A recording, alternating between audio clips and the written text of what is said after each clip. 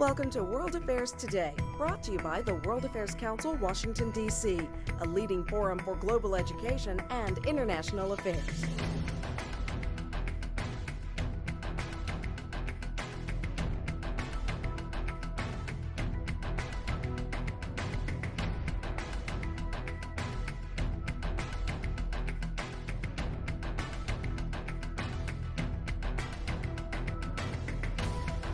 Good evening. My name is Stephanie Fassler. I am the International Affairs Program Director for the World Affairs Council, Washington, D.C. On behalf of the Council, I welcome you to this Author Series event and World Affairs Today program. In tonight's event, Geoff Dyer, author of The Contest of the Century, The New Era of Competition with China and How America Can Win, will discuss what he argues to be the defining relationship of the 21st century, that between China and the United States. China's rise in the last 2 decades has challenged the balance of power and alarmed dominant players around the world. As China's economic dominance grows, it seeks to expand its influence beyond economic markets into political and social spheres. This quest for global power brings China into conflict with the current dominant power, the United States, its adversary and rival apparent. The issues contested in this conflict could be far-reaching, including control of the seas, practices of the global economy, currency dominance, and the debate of individual rights, among many others. After a 3-year stint in Shanghai, Geoff Dyer became the Financial Times bureau chief in Beijing from 2008 to 2011, and was one of a select few foreign reporters to ever interview former Premier Wen Jiabao. He has received several journalism awards, including the Society of Publishers in Asia Award for his series of op-eds on China's role in the world. Geoff Dyer is currently the US Diplomatic Correspondent for the Financial Times. Please join me in welcoming Geoff Dyer to the stage.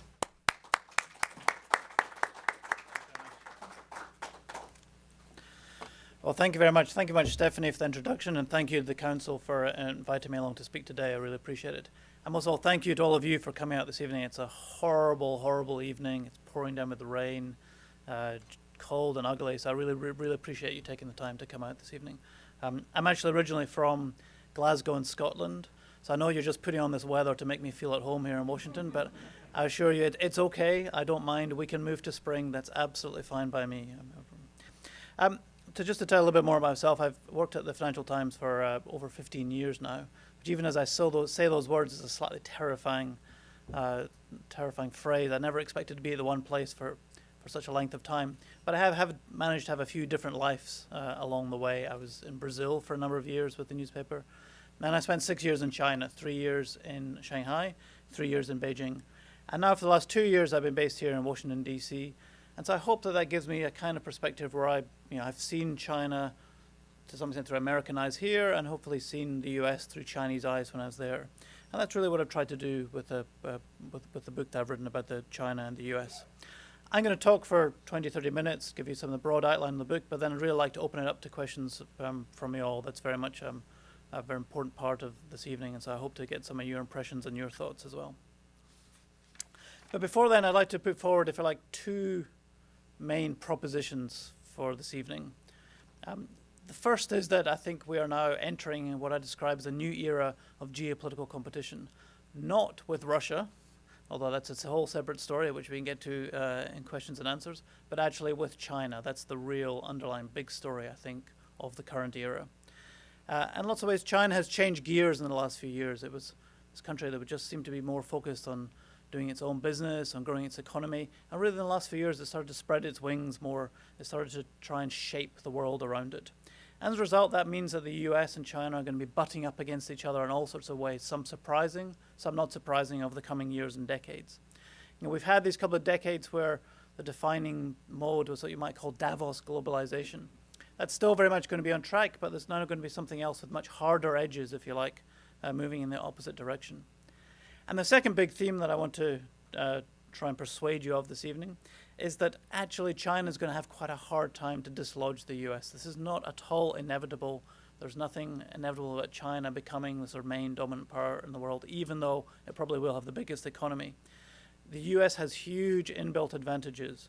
It's lots of ways in which US power is very deeply ingrained in the world system, and it's going to be very hard for China to dislodge that.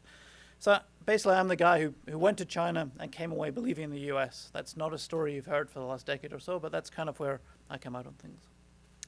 And if that sounds a little bit, a little bit grand and theoretical, what I tried to do in the book is to provide sort of stories and places and people that kind of try and bring these kind of big themes to life. Hopefully it's not too dry, a sort of geopolitical treatise. So let's start with the first proposition, the idea that China has changed from a rule taker to a rule maker. And this really started to come home to me in the years I was living in Beijing. I was there during the 2008 Olympics. I was there during the financial crisis. And then one of the kind of seminal events, just in my own personal experience, was in 2009. It was October the 1st, 2009. It was the 60th anniversary of the People's Republic of China. And they held this huge grand parade through the center of Beijing on that day. And it was really one of those moments where you could feel that something powerful, something viscerally important was starting to happen inside the country, the way the country thought about itself. And it was just this extraordinary spectacle. Over the course of 3 hours, there were 200,000 people took part in this parade, some civilians, some soldiers. And over the 3 hours, not a single person put a foot wrong. They filled the entire expanse of Tiananmen Square, doing these immaculate procedures. And then they had the military paraded along Chang'an, the main avenue through Beijing, showing off their new technology, new missiles and tanks and all these sorts of things. And it was an event that mixed, if you like, North Korean mass choreography with the kind of swagger we used to see from the Soviet Union on May Day. And it was this sense of this country, this bristling sense of pride that was starting to become much more important and really changing the way the country thought about itself. And I think the way I describe it is that China has gone through this very decisive shift in the way it's thinking about its role in the world. For 30 years after Mao died, China and Deng Xiaoping launched economic reforms. China just concentrated on just growing its economy, developing its society, improving living standards, and just generating internal economic activity. That was the main focus. But now it's starting to make what you call a genuine historic shift, I think, towards this kind of country that wants to start trying to shape the world much more to its own ends. It's channeling what I describe as its inner great power. We talk so much about a rising China. That's the word we always use to describe China, rising China. And that's still very much, I don't want to imply that that's all over or anything like that. But in some fundamental ways, we're now dealing with a risen China too. China's already reached a kind of critical mass, reached a stage where it starts to want to try and influence the way the world is run to its own ends. There's this very interesting Henry Kissinger quote. He actually was talking about the US in the 1890s, if you like, the Teddy Roosevelt era, 1890s, 1900s, when the US launched itself as a great power. And he described the US in these terms. He said, "No nation has ever experienced such an increase in its power without seeking to translate it into global influence." That's the kind of moment that China has now reached, a sort of coming of age moment, if you like. And also there's a big caveat in that, because China is a new force, if you like, in global terms. China has never in its history had a global presence, but throughout its history it's always been a very powerful force, and the dominant force for most of that time in Asia. So it's both a new great power and an old great power, and that's something we'll get into when we discuss Asia. So why has this started to happen now? Why is this happening in the last few years? Well, I think one of the important reasons is the financial crisis. The financial crisis unleashed something very powerful within the Chinese psyche. In reality, there had always been an argument amongst the Chinese elite about what they would do when they became a powerful country. The hawk said, we're going to have to challenge the US. We're going to have to push back against the US. If we want to really be an important, powerful player, we're going to have to take on in some way the US, which has been the dominant power for the last 50 years. And the doves always said, no, that's the wrong way to go about it. China's interests are going to be best served by just, integrating ourselves into the global economy and playing along with the rules that the US has established. And this argument had always been happening within China, but it was always about the future. It was always about how China would behave when it became a powerful country. But what happened with the crisis was the hawks eventually said, now is our moment, now is our time, and really forced this argument from being something in the background to something in the forefront. there's this very strong sense within China that the US is in decline. That was very powerful in 08, 09, 2010, but it's still quite strong even today. And this is driving this internal debate. And that's not to say that the Chinese hawks have won the debate, but just to say that it's something that's very much at the forefront of political life in Beijing. And the second factor, I think, is just about scale and size. China has been expanding its military, has been increasing its defense budget by over 10% a year for basically 20 years now.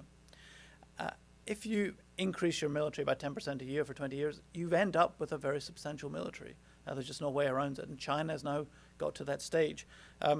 So to some extent, it is starting to push its weight around for the simple reason that it now can. It has the resources, it has the military assets, it has the hardware where it can start to think in that way. Then I also think you have to think about the sorts of interests that China has developed in these 2 or 3 decades of rapid economic growth.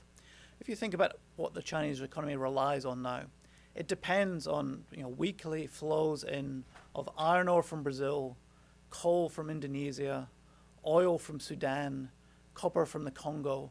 So China now has these vast global interests that it needs to start defending. It can no longer just be passive and sit back and let the world run itself. If it wants to keep its economy humming and wants to defend these interests, it's going to have to become more active and start getting out there and playing a bigger role. And then finally, I think the final important point is to say there have been lots of subtle changes within the country, the way the power is exercised within the country, that have changed this posture, that have turned it into being this more ambitious, not aggressive, certainly assertive actor. Part of that is pressure from below within Chinese society. Within the last decade, you've had this growth of this very strong, often internet-based nationalism. It's become a very powerful, sort of angry phenomenon, deeply, deeply anti-Japanese, but also quite strongly skeptical about the United States. And this is always in the background, just pushing the government on. It's almost in my first, or maybe my second week when we moved to Shanghai in 2005. And we rented this apartment in the center of Shanghai on one of the main streets called Huaihai. And on Saturday morning, we came out of our flat, came onto the main road, and there was this huge anti-Japanese demonstration taking place right in front of our street. Maybe 10,000, maybe even 20,000 people marching along the main street of Shanghai, protesting against the Japanese government. Probably the biggest protest that had taken place since Tiananmen Square 20 years beforehand. And there were these young kids, they were high school kids, they were university students, and they were throwing bottles and paint at sushi restaurants and Japanese shops. And the police were just standing by laughing at all this. It was really a very powerful, very kind of raw moment. And you got this sense of the Chinese authorities who we think of being very ruthless and disciplined in their control of society. But this was one issue where they felt afraid. They didn't feel they could clamp down on this type of protest. They didn't feel that they could just repress this kind of nationalist sentiments and anti-Japanese sentiments in the way they could with other types of political protest.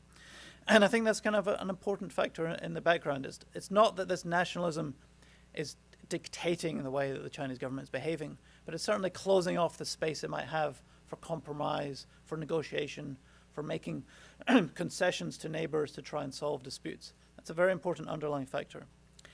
And then also, if you like, at the top end of elite, within the elite, there are other different pressures that have come to the fore in the last few years, particularly amongst the Chinese military. You now have a Chinese military that's received all this money, received all this prestige in the last 2 decades, and you now have a much more professional, confident, ambitious officer class in China, and they want to have their say, and they're starting to slowly push away at the leadership and trying to slowly and surely have their opinion heard. And there are another actor very deeply skeptical about the US and also very strongly Japanese that are pushing this more assertive kind of posture. Now, I don't want to overstate that. For China watchers, almost the hardest thing to understand is where the relationship between the party and the military. It's a very difficult thing, and there's absolutely no sense that the military has become a rogue military. But just at the edges, their more aggressive, more nationalistic kind of discourse is slowly leaking into the way the leadership thinks.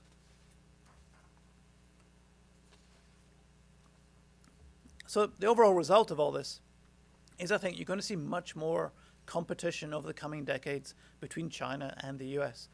Essentially, the world, since the end of the Second World War, the world has been run along the lines of institutions forged by the US, by American money and American values. And China is quite clearly starting to challenge that. It's starting to say, we want to have our say, we think this is our moment, and we want to start shaping the way the world's run more towards our designs. And there are three specific areas that I want to draw your attention to where this is clearly starting to happen. The most obvious and striking one is in the Western Pacific, the way that China is slowly and surely starting to contest the control that the US Navy has had over the Western Pacific for the last 40, 50 years. As I mentioned, the Chinese military budget has gone up by over 10% a year for 20 years. Within that, the Chinese Navy has been given the pride of place. China launched its first aircraft carrier just 18 months ago. And they've also been investing very heavily in specific types of technologies that are solely designed to take on the US naval presence in the Western Pacific. American analysts sometimes describe it as an anti-navy. China has developed a whole range of missiles, some based on land, some based on sea, that are designed to take out American ships, American submarines, and in one case, to actually attack American aircraft carriers. Now, China has absolutely no intention of actually starting this kind of conflict with the US, but the whole underlying philosophy is just to create a sense of insecurity and uncertainty in the minds of American commanders, so that slowly and surely over a number of years, the US Navy would feel itself pushed further out into the Pacific. It would feel no longer able to operate quite so close to China, and would slowly be edged out further out to sea. And that's really what's been happening in all these slightly peculiar, complicated disputes over certain islands in the East China Sea and the South China Sea that do seem rather odd. No one lives in these islands. There's no strategic reason. But they're part of this underlying struggle for control, if you like, to China to slowly and incrementally take control over these seas over a number of years. And again, that might sound slightly arcane and slightly academic, but it's a very powerful underlying dynamic there. If China was able to assert itself in that way, then American allies in the region, like Japan and South Korea, would start to feel that they could no longer rely on the US in the same way they have relied since the end of the Second World War and since the Korean War. And they would feel that they had to pay much more attention to Chinese demands and Chinese dictates. And it would start to change very powerfully the balance of power within Asia. So that's one way that China's now starting to try and stake its claim. A second way is with its currency. China's trying to take its currency, the renminbi or the yuan, from just being a very domestically focused currency and to try and build it up into an international reserve currency, like the US dollar, the kind of currency that's used in international business and finance. And again, that might sound slightly arcane, sounds like the kind of thing you would read about in a newspaper like the Financial Times, but actually it has profoundly sort of geopolitical aspects to it as well. It's not just about helping Chinese business and helping Chinese finance and Chinese banks. China understands that this is a deeper political agenda because they think that the role that the US dollar has in the global economy gives the US a huge amount of power and influence to run bigger deficits than it might do, to generally have more of its way. And China's slowly and surely trying to use its currency expansion to chip away at that kind of power and dominance that the US dollar enjoys. And then finally, I would say that China is putting a lot of attention to what people call soft power. Soft power is this idea that countries are influential not just by their military or through their checkbook, but they're also influential by this idea that they can be attractive to other countries. That they have a culture, cinema and books and artists, and a sense that they're a sort of very dynamic, interesting society. That's also a way of trying to influence and shape the ideas of other countries, to have more influence over other countries.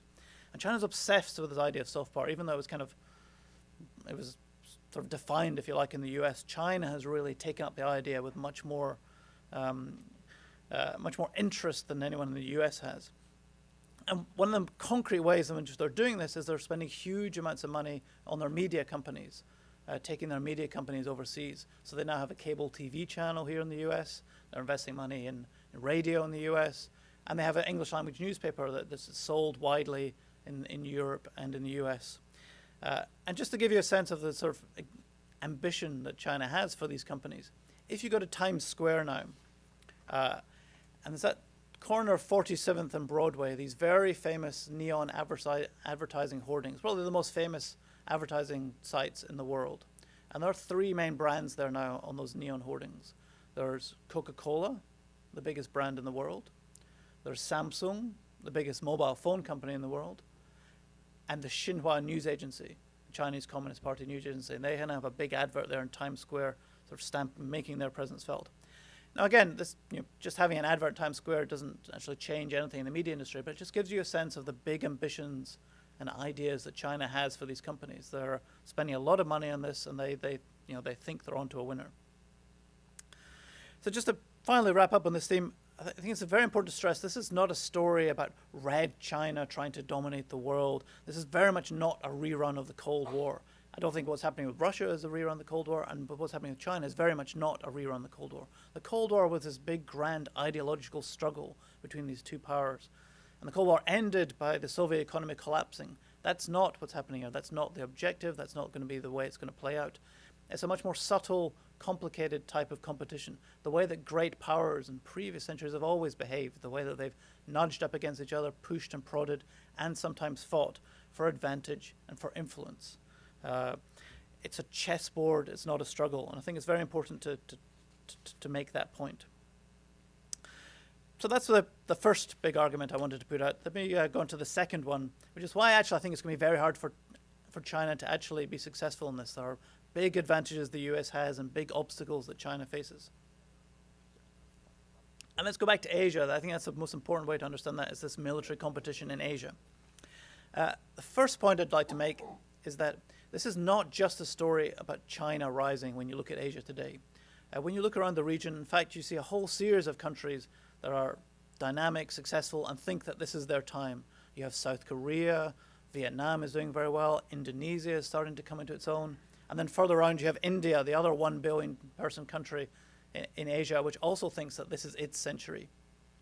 And even Japan, after 2 decades of stagnation, is possibly, maybe beginning to turn a corner as well. And so what that means is that China's rising into a much more crowded environment. It's much more harder for China to just reassert its dominance to become the dominant country. You have all these other countries that also think that this is their time, this is their moment in the sun, and they don't want to just fall into this older pattern of being a sort of vassal state for a dominant China. And the second important thing to emphasize is just the huge amount of opposition that China has managed to generate in Asia to itself in the last few years, precisely during this period when it's tried to have a more expansive, ambitious foreign policy. And we, especially in Washington, we tend to think that everything revolves around what the US administration, what the Obama administration is doing. And so we think that everything's about the pivot. That's the sort of most important thing that's going on. But actually the real story in Asia in the last few years has been the backlash against China. It's not the pivot, it's the backlash, I'd like to say. And what you've had is that so many countries around the region have started to become very worried, very scared about what a powerful China will mean for them. They started to worry that they're going to be bullied and pushed around, and they started to trust China a lot less. And if this was just about the US against China, the US would lose. If for no other reason than it's 8,000 miles away, just the tyranny of geography would work against the US. But the big advantage that the US has is that most of the other countries in the region, with the exception of North Korea, want the same things that the US wants. And they don't want to be dominated by China. They want free trade that's across the Pacific, not just within Asia. They want freedom of navigation. And they want a sort of political system where disputes are decided by rules and not by one big country pushing around the smaller countries. And that means that the US actually has a huge advantage. It's pushing against an open door. This is not a story about the US trying to impose itself on Asia in some way. This is a story about these Asian countries imploring the US to become more involved, to provide some kind of guarantee and support and backstop for them against a powerful China that's beginning to scare them. And just to give you one example of how this has been playing out in Asia in the last few years, I'm going to take a country like South Korea. 10 years ago, there was a huge amount of sort of anti-American sentiment in South Korea. A lot of resentment about the American soldiers based in South Korea, and a lot of opposition to the way that the US behaved towards North Korea. And you could start to see the beginnings of the US-South Korea alliance starting to come apart. China was starting to become much more influential in South Korea. And just one example of that, you will all know the South Korean rapper Psy, the Gangnam Style guy, right? The guy with the most watched YouTube video in the history of YouTube. 10 years ago, he was a guy who just represented this very strong anti-American sentiment. There was one concert he did, I think in 2002, where he put a big American plastic model of an American tank on stage and smashed it up on stage. The lyrics of one of his songs at the time went, "Kill those Yankees who've been torturing Iraqi captives. Kill those Yankees who ordered them to torture." Very, very kind of strong anti-American sentiment. But fast forward 10 years, and a lot of that has really gone away. And one of the main reasons is because of the way that China has behaved. Because China has indulged North Korea so much, because China has seemed to be looking the other way, while North Korea has not only brutalized its own population, but provoked and attacked South Korea in different ways. That's really kind of soured South Korean opinion towards China, and it's pushed South Korea back towards the US. So the South Korean-US relationship is just much stronger than it was 10 years ago. And really, you could go around the region. Japan, there was a similar moment. In the Philippines, in 2007, the then President Gloria Arroyo described China as our big brother. And just a few weeks ago, the new Filipino president basically compared China to Hitler. So in the Philippines, another country where political sentiment has completely flipped in the last 5 years, last decade, because people have started to become so worried about China. And in an odd sort of way, that should be kind of reassuring in some way to people in the US. There's a tendency, I think, to fetishize about China and Chinese strategic thought. There are all those Henry Kissinger quotes about how they're so wise and they have this millennial culture and they're so sophisticated and they think about the long term. And we in the US, we have Congress and we have Congress and it's all so short term and we can never get anything done. Well, it does turn out that the Chinese are entirely capable of messing things up on their own account. They're entirely capable of making big strategic blunders. And that's what they've done in the last 5 years. And then just quickly on soft power, I also say, well, I think actually it's very hard for China to really exert soft power in Asia or in most other places in the world. And the simple explanation is because of the way that China treats so many of its own more awkward citizens. The way that exactly the sorts of people who could be representing China in a different way to the world, artists and intellectuals and writers and painters, are precisely the kinds of people who come up against the rough end of the Chinese political system. That the awkward people, the Communist Party are constantly repressing and constantly harassing and preventing from actually being this kind of powerful, interesting artistic force. And just to give you one example, a man called Zhang Yimou, who's a very famous film director, had a whole bunch of films in the 80s and 90s, were very successful abroad as well in the US. And interestingly, Zhang Yimou kind of became the court artist in China in the last decade. So that when you had the 2008 Olympic Games, it was Zhang Yimou who was the guy who was the main guy for doing that lavish opening ceremony, which was in many ways the big statement of Chinese soft power that they've made. He's the one artist that the Communist Party feels that they trust. And I once had an interview with him, and I asked him why it was that all his recent films were period pieces. He never makes films about contemporary society. Because if you wanted to change people's views about China, one of the most powerful ways would be to do films about modern China. Because although the political system is absolutely as brutal and ruthless as it's presented, below that Chinese society, if anyone who's been there in the last decade, it's just a wealth of dynamism and complexity and subtlety and nuance and all sorts of different ideas. And film would be precisely the kind of way in which you could present a very different impression of what China's about, what Chinese society is about, a much more softer, nuanced impression that would change some of the ways people thought about the country. So I asked Zhang Yimou, why didn't he do films about contemporary China? Why is it always period pieces about, the 16th century or the 19th century? And he said to me, basically, the reason is, if I'd made a film about modern China, the censors would make my life such a misery. They'd be in my face every day that it just wouldn't be worth my while. And this is the court artist in China. This is the guy the Communist Party likes. And that just gives you a sense of the way that China's fighting this cultural battle, if you like, with one hand behind its back. So finally, I just want to leave you with a few of the difficult things that the US is going to have to do.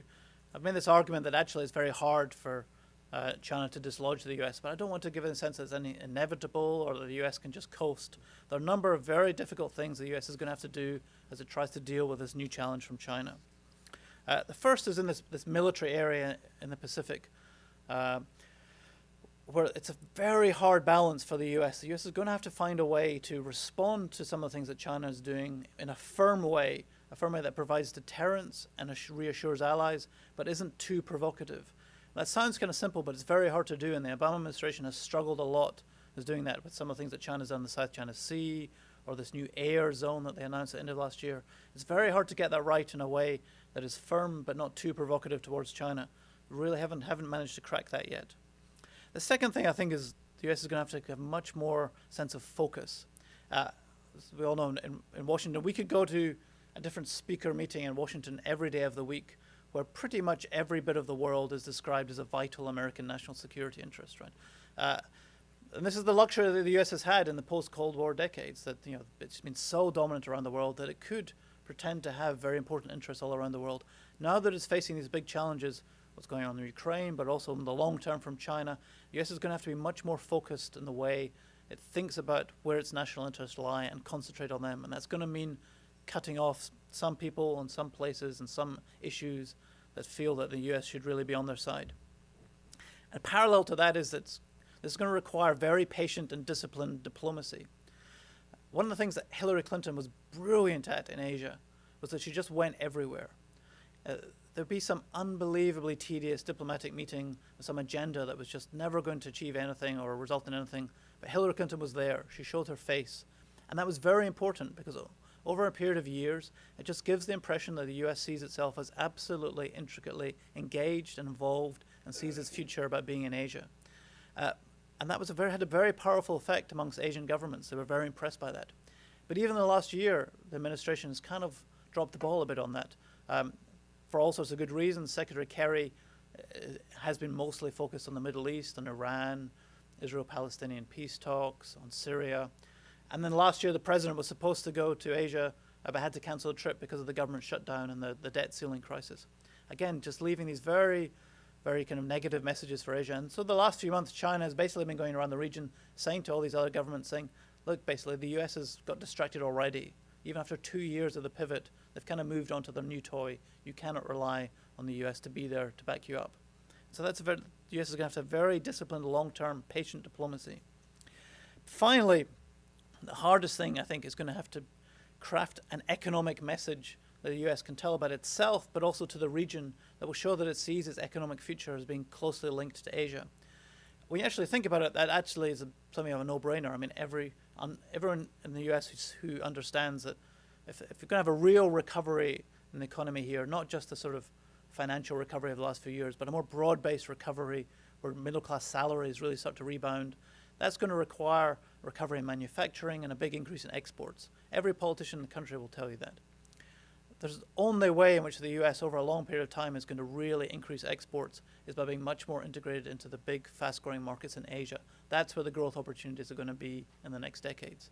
So at an intellectual level, it makes complete sense that the US should be focusing its strategy on trying to do more in Asia economically, have a bigger trading relationship with Asia. But politically, that's an incredibly hard message to tell at the moment, because there's so many people who think that they've been cheated by free trade deals, who think that globalization has been a bit of a trap, who think that that's the reason why salaries have struggled, and in some cases they're possibly correct. But that's going to be key for the US, I think. If the US wants to be relevant in the long term in Asia, it can't just be this country that has 2 or 3 aircraft carriers that are going to come in when things get messy. It has to have a story it can tell to itself and to the region that it sees its long-term future as being absolutely intricately linked with the economic future of Asia. So I'm going to leave it there. That's all I wanted to say. What I'd really like to do now is open up to your questions. With respect to the second aspect of your presentation, what does the Trans-Pacific Partnership play in? How does that play into the calculations, leaving aside the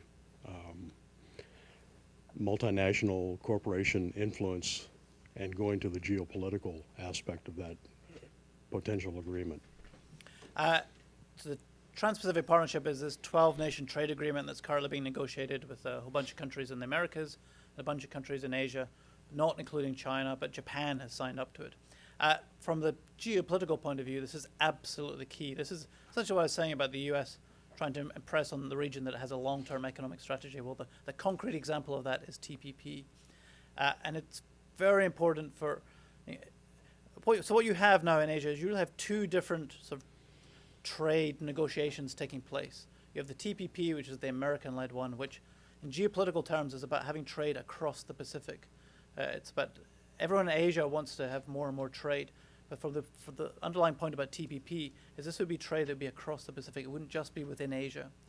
The the Chinese have their own sort of trade talks that are going on, something called RCEP, which is much more about within Asia, and essentially much more favorable to what Chinese companies, is much lower standards, much more favorable to state-owned companies. And so you have these two dueling agendas, if you like. If the US one doesn't happen, if TPP doesn't happen in the next few years, there's a real risk that American companies will find themselves not shut out, but will find it harder to get into some of these very important markets in the coming years. So very high stakes. However, as you said, there's a huge amount of resistance in this country. Even happened in the last month or 2 months about TPP. It's really kind of caught fire as a political issue. A lot of suspicion precisely about the point you made about this is really just about multinational companies. And the administration hasn't really made its case at all. It hasn't made its case to Congress, so it didn't prepare the ground so that it would be able to get the authority to negotiate this deal, which has now been delayed for a year. And it hasn't made its case to the country either. So there are all these suspicions and arguments and counter-arguments going around, and there's no one on the other side of the fence making the case. So there's a real risk that even before they've started, the administration has kind of lost the political argument over TPP. But it is absolutely central to their strategy. It's the economic part of the pivot, basically. I agree.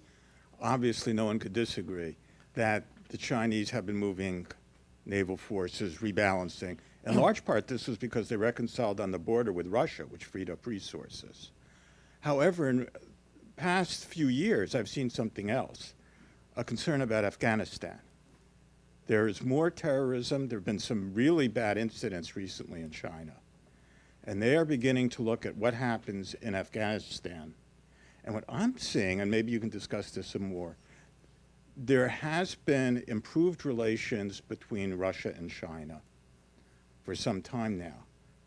But I'm also seeing some kind of a reconciliation between China and India, which to my mind is largely a response to both of them looking over their shoulders at Afghanistan and Pakistan, looking, maybe we need to cooperate on this because this doesn't look too good. Maybe 4 or 5 years ago, the Obama administration made a huge effort to try and get China more involved in Afghanistan. They thought that this was an issue where they could start to cooperate more, that China had huge interests there, growing economic interest. They invested a lot in a big copper mine there, but also just stability interests. The last thing that China would want is a terrorism problem in Afghanistan leaking over into China. But they found it very hard to actually engage with the Chinese on this. They just didn't really want to get involved. And it's this odd duality about the Chinese. They often think, when the US presents these ideas to them as something like sort of public goods, these are things we can do together for the good of the world.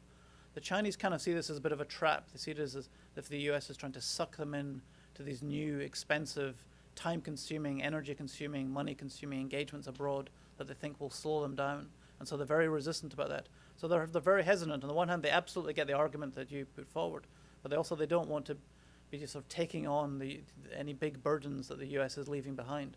So they're very, very, very reticent. You have this copper mine, for instance, where they invested a huge amount of money in it about 4 years ago.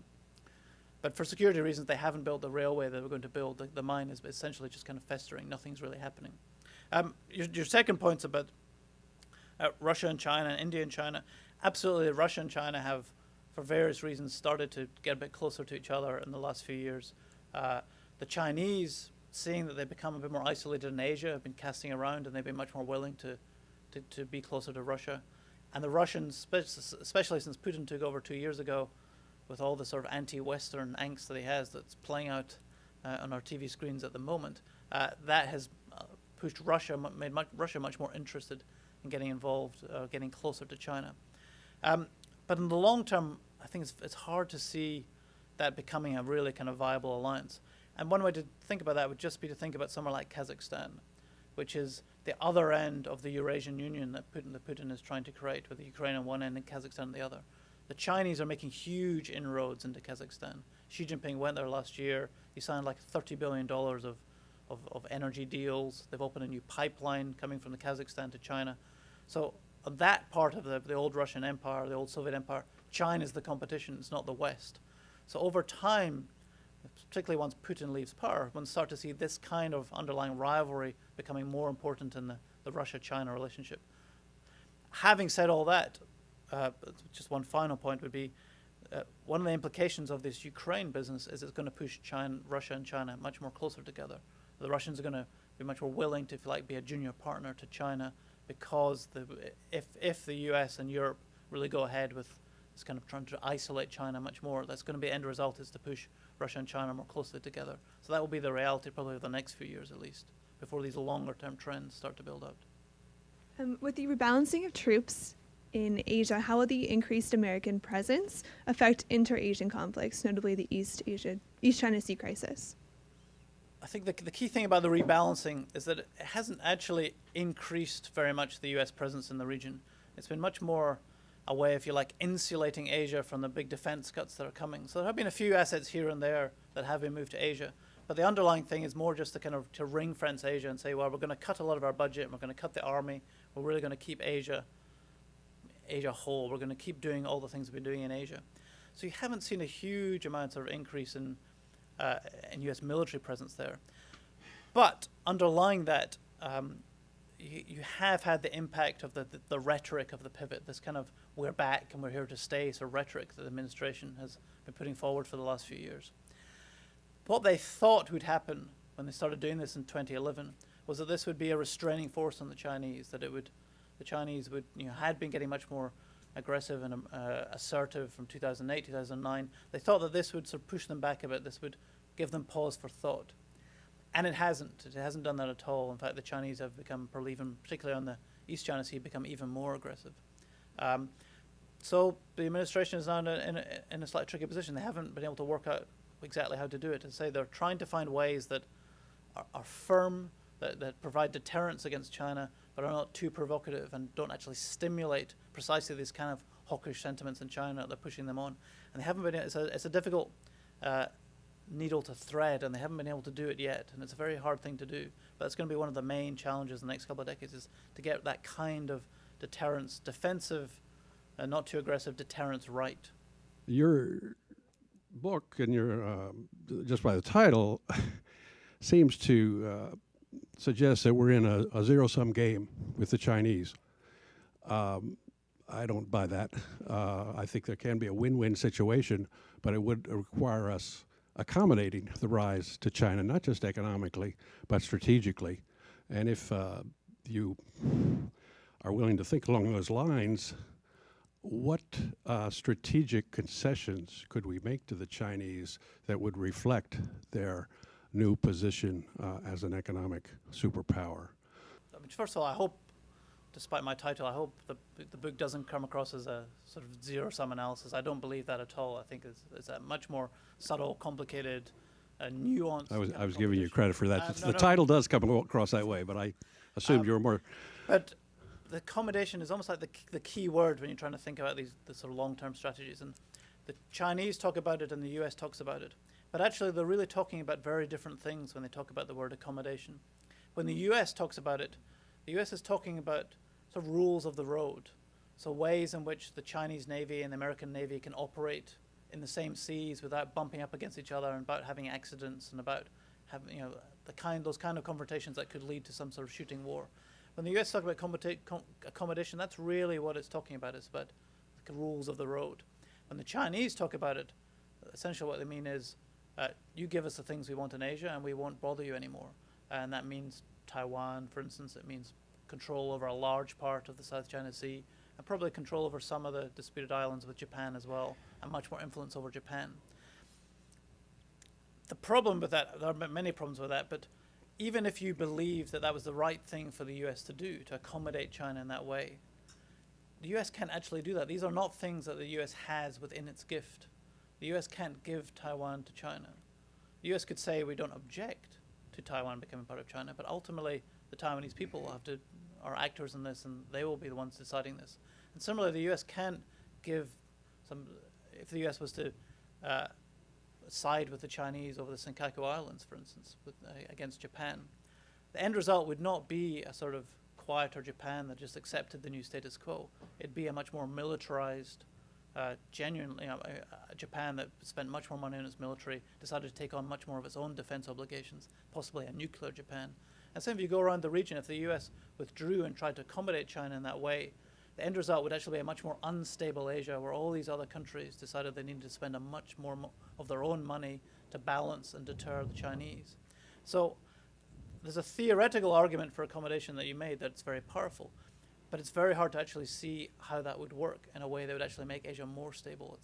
In practice, it seems to me all the different things that China wants, if the US was to try and accommodate China in that way, it would actually make Asia much less stable. Since you had the opportunity to be in China for the 6 years you mentioned, I wonder if you could give us your take on the problem of corruption in China. And the reason I'm asking is because I've had several discussions with people, Chinese here in the U.S., and on a personal level, their stories of corruption are just way beyond anything that I'm seeing in the official announcements or the press. I mean, it just seems to be endemic in the society now, and I think we've heard some things like that in previous meetings of the World Affairs Council here. So what's your take on that? And do you think this is some long-term element that they're reverting to, the sort of corruption in the society, and perhaps they won't be able to get it under control? How do you see that playing out in the next decade? The way I would describe it is much more political terms than economic terms. I mean, despite all this huge corruption you've been talking about, the Chinese have managed to grow their economy at really rapid rates, and they're not fictitious rates, they're genuine rates. So it clearly hasn't been a huge economic hindrance. But what it is political cancer for the Communist Party. It's precisely the issue that could galvanize the new urban middle class to turn on the party.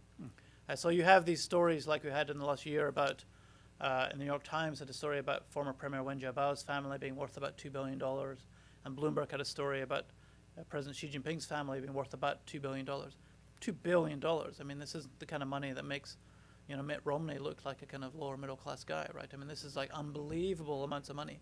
Those stories are just cancers to the party because it makes people feel as they're struggling to get on their lives, and there's lots of pollution and traffic, and it's hard to get a job when you get out of university, and it just feels like the top elite of the party are just sucking in resources and sucking in money to themselves, just kind of in the way that the Russian elite has done. So in the long term, it's absolutely sort of political dynamite issue, and that's the reason why the party has gone so aggressively after the news organizations that printed those stories. They wanted to punish those news organizations specifically and directly for printing that kind of information because they realize how damaging it is. With the new President Xi Jinping, what you have seen is a very, very aggressive anti-corruption campaign, or at least on the surface it would seem like a very aggressive anti-corruption campaign. But when you start to unpick it, what you see is that actually it's really about sort of political control and then about corruption.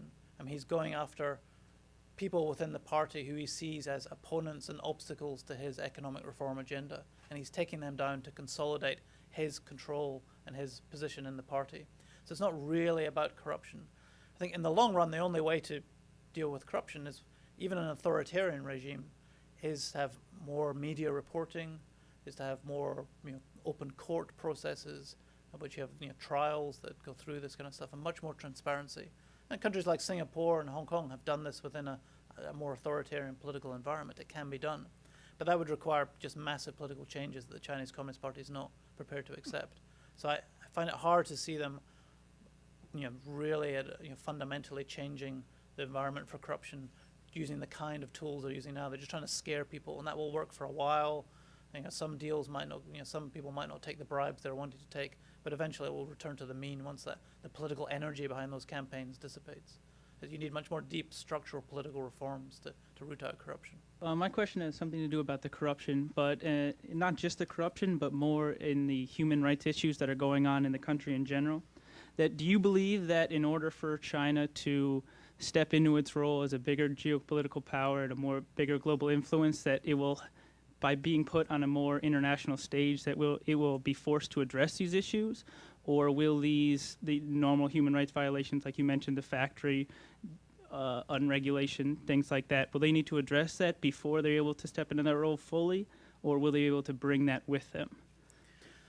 So this has been, if like, the big bet of American policy for the last 20 years, is that by encouraging China to, by engaging economically with China, by bringing China into the WTO and into all these other international forums, that this will provide this pressure on China to change the way it behaves, change the political system, and it hasn't happened.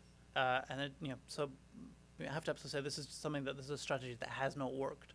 But the key to me is not actually the kinds of things that the U.S. can do. I think the U.S. can have very little long-term influence over the Chinese political system. The key will be the urban middle class and the sorts of demands that they have on the Chinese elite. That's going to be the big story of the next decade or so. It's not pressure that other countries can exert on China.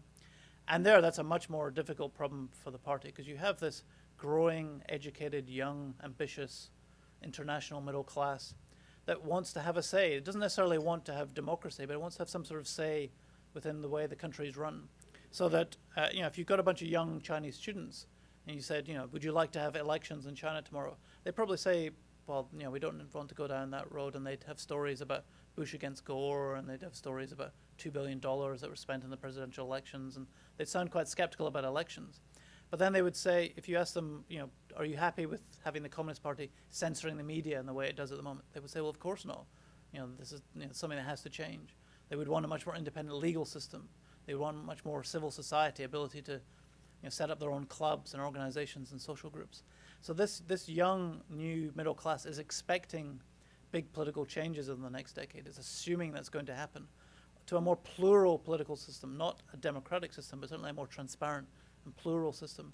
And if the party doesn't find a way to respond to those kinds of demands, it's going to have there's going to be some kind of political confrontation, some sort of big clash within Chinese society in the next decade or two. It's not something that's going to happen tomorrow. These are slow burning tensions that would require probably some crisis to bring it to the fore. But these are pressures that are building up slowly and surely, and the party is going to have to find a way to deal with them. Reference was made to 100 years ago. Everybody's making these comparisons with 1914. One thing you didn't see then, you didn't see a lot of German students in British and French universities. One of the big transformations with the end of the Cold War, it seems to me, is all these students from the former communist countries, and in particular the numbers of Chinese who are coming over here. Now over 200,000 just in the United States. I don't think we've ever seen this before, ever, at any time. To my mind, one of the great hopes for the future would be the student exchanges, both in terms of what they're studying, but in the friendships they're making, which they're able to sustain now with the new technologies. And I'm wondering if this isn't a fundamental difference between the rise of powers now and maybe 100 years ago. That's another fantastic question. I would basically I agree with you, and I hope that what you say is true. I mean, it has to be partly true that these very powerful personal connections will be a restraining influence on both countries. And so, as you mentioned, there are huge numbers of Chinese students here, and the Obama administration has a plan to try and take 100,000 American students to be in China over the next decade. That has to be a good thing. However, there are two big caveats I would draw. One is actually, going back to 1914, there were actually lots of British students went to study in Germany at that time. Germany and the UK actually had very strong and rich cultural links at the time. The royal families were basically the same, but also in the kind of middle class as well. There was actually this tradition of German engineering universities were the gold standard at the time. I even have a great uncle who went to study at a German university then. So unfortunately, 1914 isn't quite the same doesn't give us the same confidence that you might have hoped for in your question. The second thing is that it's not necessarily the case that these Chinese students who come here become this sort of pro-American bloc. Often you find that amongst the sort of young nationalist population in China, some of the most nationalist are actually people who've studied abroad, either here or Australia or in Europe. And there's for some of them, there's something about the process about coming abroad that actually sort of stimulates that kind of nationalism within them. Makes them start to feel much more proud and angry about the way their country is treated. So you've often found that people at the forefront of some of these very emotional outbursts in China have been precisely these kinds of people.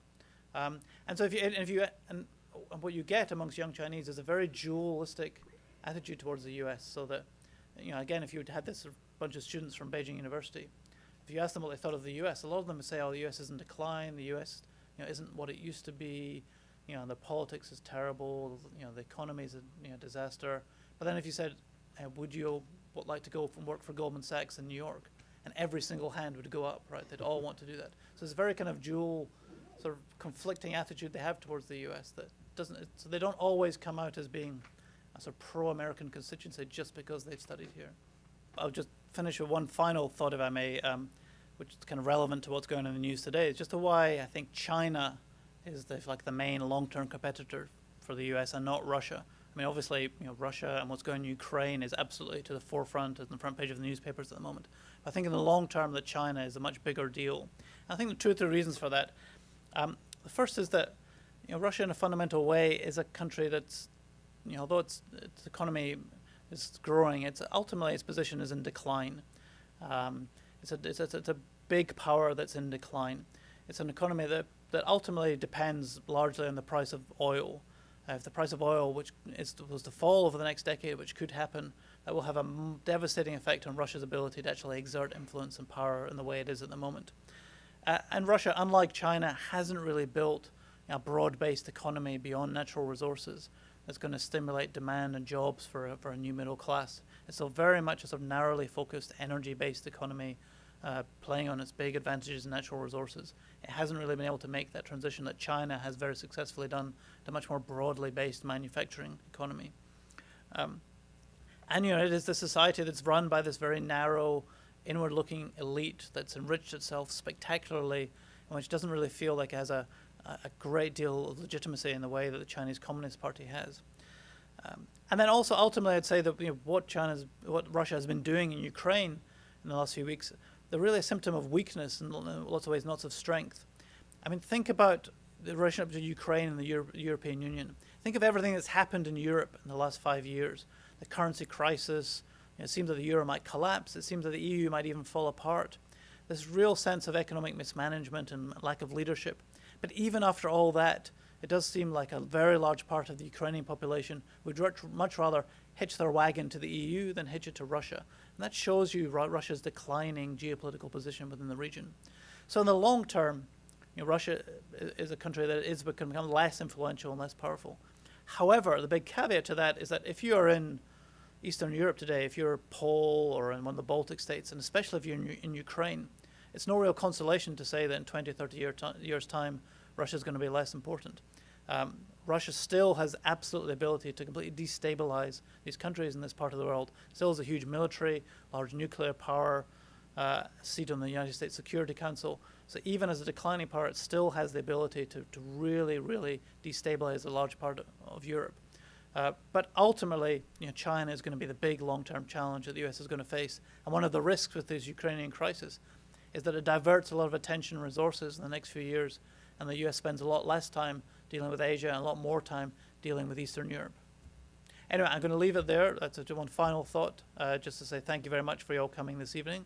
I really enjoyed talking to you, and so I really appreciate you coming along. Thank you very much.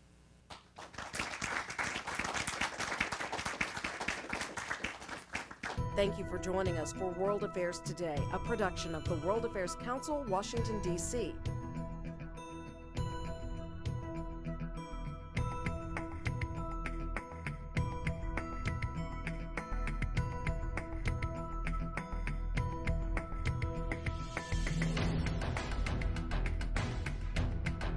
Stay connected with us at www.worldaffairstoday.org.